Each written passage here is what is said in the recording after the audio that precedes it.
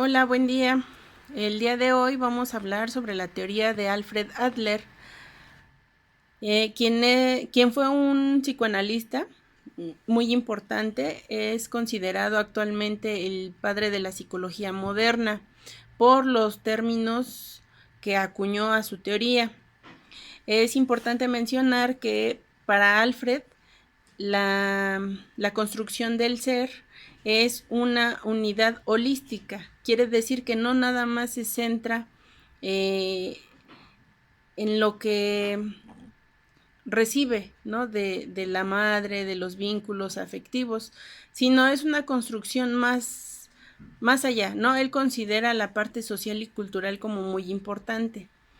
Su teoría no es psicosexual. Él creía que la construcción de la personalidad va más allá de lo psicosexual, ¿no? A diferencia de Freud, era uno de sus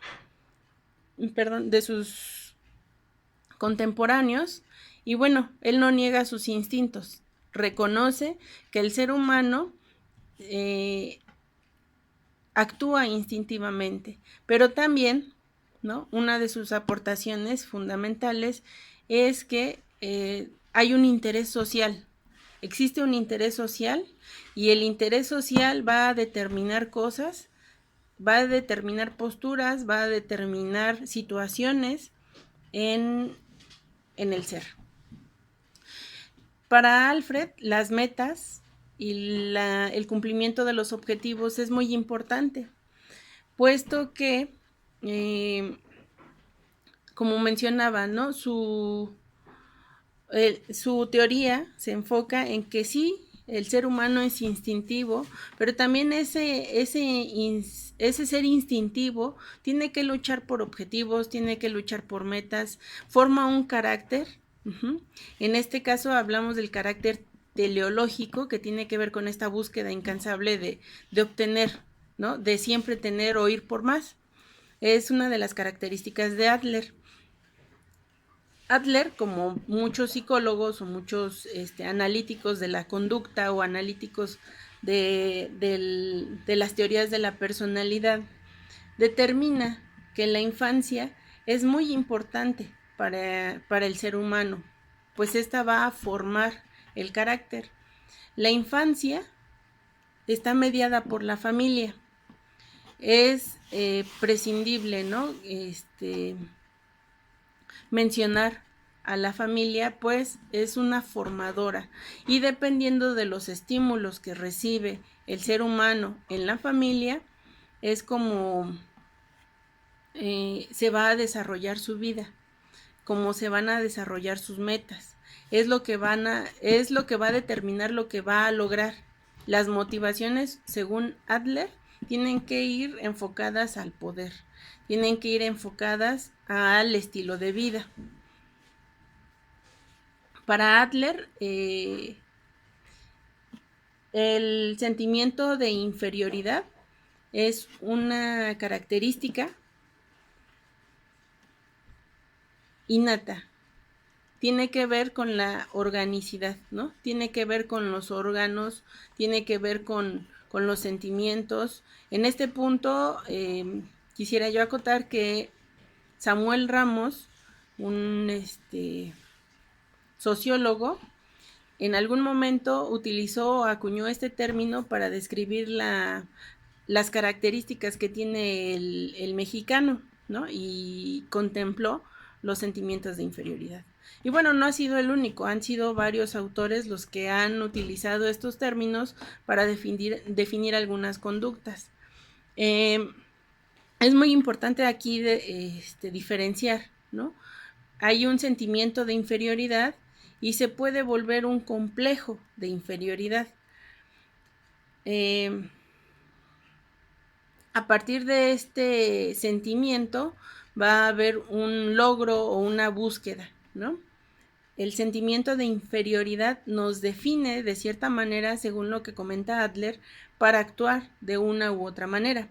Nuestro sentimiento de inferioridad se va a complejizar, es decir, va a adquirir el complejo de inferioridad, el término, para determinar si estamos nosotros exagerando sobre algún estancamiento o sobre alguna situación que no nos permita obtener nuestras metas. Es decir, es donde se originaría la neurosis. Así como hay un sentimiento de inferioridad, también para Adler hay un sentimiento de superioridad. Este sentimiento de superioridad, según lo que menciona Adler en su teoría, es una representación del complejo de inferioridad. Es decir, que nosotros estamos definidos por nuestra inferioridad. Tenemos una inferioridad orgánica, ya dada de forma natural. Y entonces, cuando nosotros complejizamos esta inferioridad, es decir, que nos sentimos menos, que tenemos menos valía por lo que hacemos, en muchas ocasiones se va a disfrazar esta falta, ¿no? O esta carencia de valor. Entonces se complejiza, y cuando nosotros actuamos de una manera, digamos, un tanto, tratando de suplir o de minimizar este complejo, empieza el complejo de superioridad. Es decir, no necesariamente las personas tienen la idea o el organismo tiene una idea de superioridad, porque el ser humano no es superior a otro ser humano. Simplemente la psique reacciona en función de esto, y lo que logra es hacer una proyección del ya complejo de inferioridad. Es interesante en ese sentido hablar de esto, pues suele confundirse, ¿no? Pensar que una persona, y bueno, a nivel cultural lo podemos ver, ¿no? En algunos aspectos de la vida cotidiana, que hay personas que a través de las proyecciones que van haciendo de otras personas, van describiéndose a sí mismas, ¿no? Y entonces, para Adler, una persona que se cree que es superior a otra, pues no está haciendo otra cosa más que proyectarse, y proyecta su inseguridad, proyecta su falta, ¿no? Para el psicoanálisis. Para Adler no hay consciente e inconsciente, tiene que ver con estos complejos, el complejo de inferioridad, el complejo de superioridad y su propia explicación. Bien. La compensación, para Adler, es uno de los mecanismos que va a, o digamos que es la representación de los mecanismos que van a supeditar, ¿no?, el complejo de inferioridad. La compensación, a través de la inferioridad orgánica, pues nos va a dar la pauta, ¿no?, para minimizar alguna dolencia, para minimizar la falta, para lograr las metas.